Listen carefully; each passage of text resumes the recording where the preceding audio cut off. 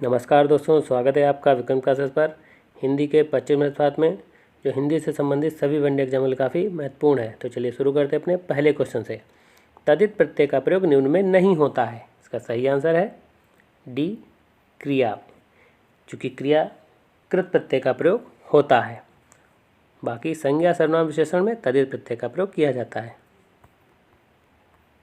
Question number 2, Himalaya कैसा शब्द है? इसका सही आंसर है बी, यौगिक शब्द है। क्योंकि यौगिक शब्द ऐसे शब्द होते हैं जो सार्थक शब्दों के मेल से बने हों और इनके खंड करने पर जो अर्थ देते हों, जैसे हिम, धन, आलय।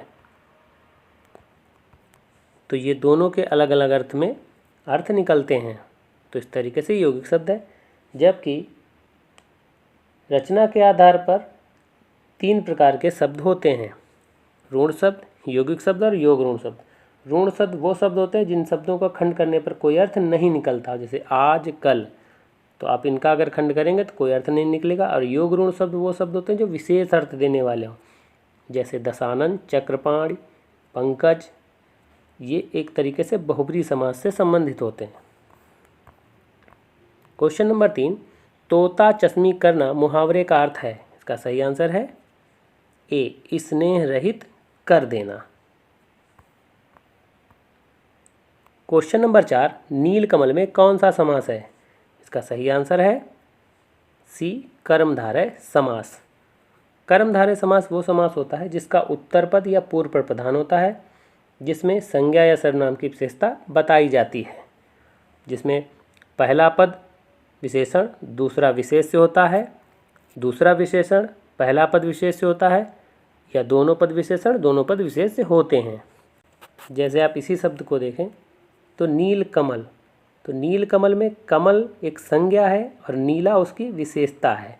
तो संज्ञा की विशेषता जो बता रहा है, इस तरीके से कर्मधारय समास होगा। क्वेश्चन नंबर 5, तारों भरी रात के लिए एक शब्द है। इसका सही आंसर है ए, विभावरी। जबकि सरवरी सूर्यास्त और सूर्योदय के मध्य का समय सरवरी कहलाता है, और सर्वज्ञ जो सब कुछ जानता हो वो सर्वज्ञ कहलाता है, और त्रियामा रात्रि का तीसरा पहर त्रियामा कहलाता है। क्वेश्चन नंबर 6, निस्तेज में कौन सी संधि है? इसका सही आंसर है सी, विसर्ग संधि। जहाँ पर भी आधि सा और ता का प्रयोग हो शब्द में, वहाँ पर अधिकतर विसर्ग संधि ही होगी। आप देखें, जैसे नमस्ते, इसमें भी विसर्ग संधि होगी। जैसे निस्तार, दुस्तर, मनस्ताप। तो इस तरीके की जितनी भी संधियाँ होंगी वो सभी विसर्ग संधि होंगी। और इसको अगर विच्छेद करने की बात करें तो निह, धन, तेज होगा। क्योंकि जो आधि सा है इसका प्रयोग नहीं किया जाता है।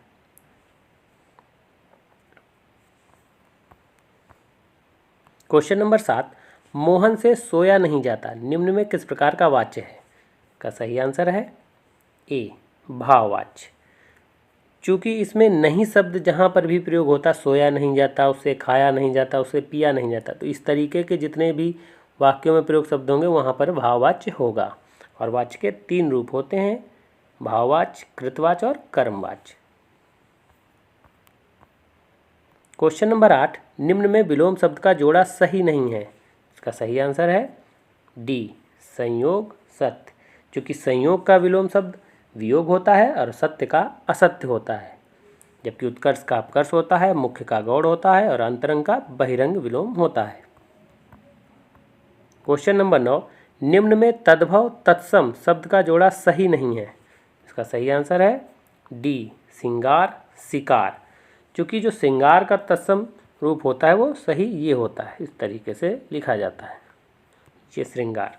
बाकी आँख का अक्षी होता है, कपूर का कर्पूर और हल्दी का हरिद्रा तत्सम होता है। क्वेश्चन नंबर 10, इनमें से कौन सा शब्द कृष्णा का पर्यायवाची है? सही आंसर है बी, द्रौपदी। और द्रौपदी का याज्ञसेनी, पांचाली, सैरंध्री भी पर्यायवाची होता है।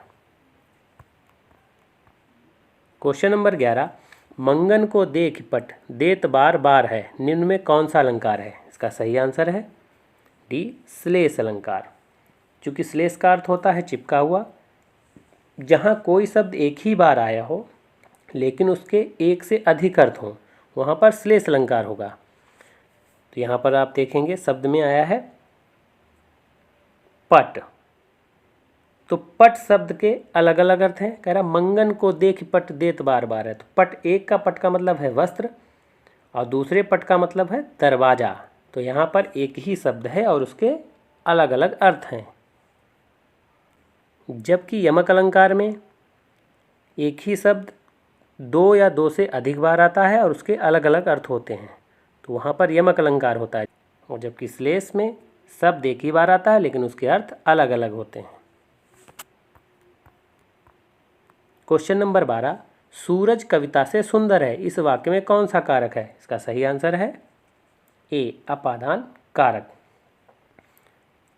अपादान कारक में से का प्रयोग अलग होने का अर्थ में किया जाता है, लेकिन संज्ञा के रूप में इसमें प्रेम, घृणा या तुलना करने में भी अपादान कारक का प्रयोग होता है। यहाँ तुलना की जा रही कि सूरज कविता से सुंदर है, तो यहाँ तुलना की गई, इसलिए यहाँ पर अपादान कारक होगा। क्वेश्चन नंबर 13, वह शब्द में कौन सा सर्वनाम है? इसका सही आंसर है ए, अन्य पुरुष सर्वनाम। चूँकि पुरुषवाचक सर्वनाम के 3 भेद होते हैं, उत्तम पुरुष, मध्यम पुरुष और अन्य पुरुष। उत्तम पुरुष में मैं हम होता है और मध्यम पुरुष में तू तुम आप होता है और अन्य में यह वह वे होता है। क्वेश्चन नंबर 14, राज्यपाल में कौन सी संज्ञा है? इसका सही आंसर है बी, जातिवाचक। चूँकि व्यक्तिवाचक में व्यक्ति का खुद का नाम होता है।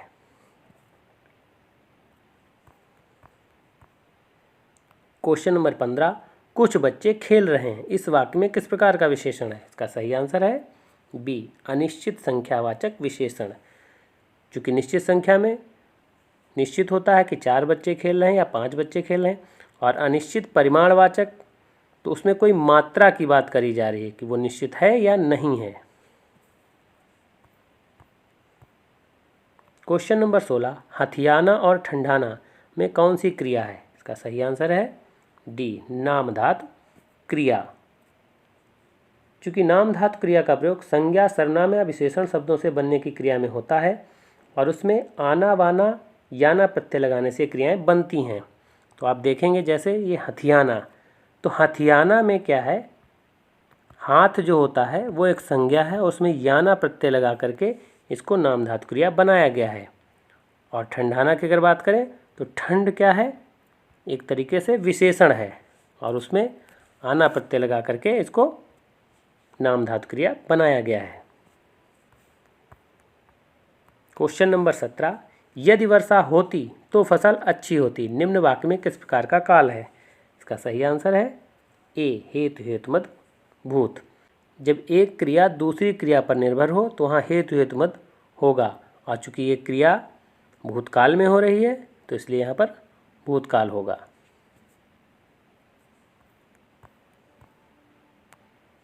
क्वेश्चन नंबर 18, निम्न शब्द में स्त्रीलिंग शब्द नहीं है, इसका सही आंसर है सी, रायता। चूँकि रायता खाया जाता है तो ये पुल्लिंग शब्द है, कचौड़ी खाई जाती है, दाल खाई जाती है और मिर्च खाई जाती है, इसलिए स्त्रीलिंग शब्द है।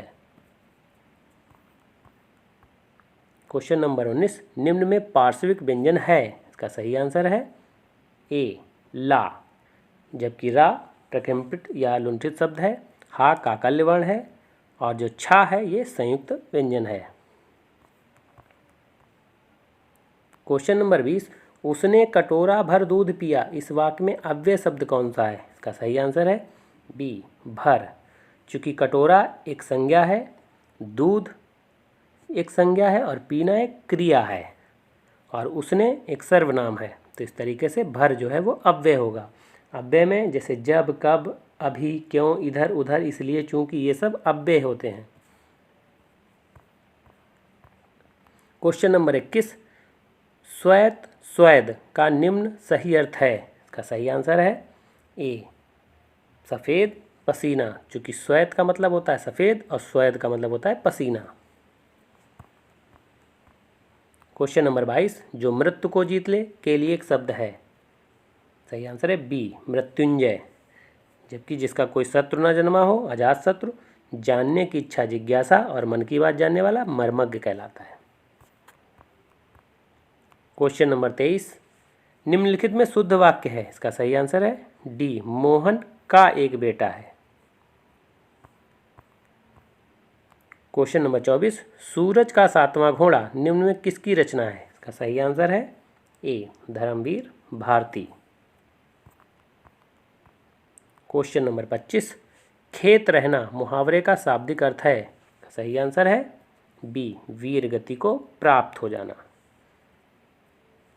तो वीडियो कैसा लगा? अगर अच्छा लगा हो तो लाइक करें, शेयर करें और सब्सक्राइब करें। धन्यवाद दोस्तों।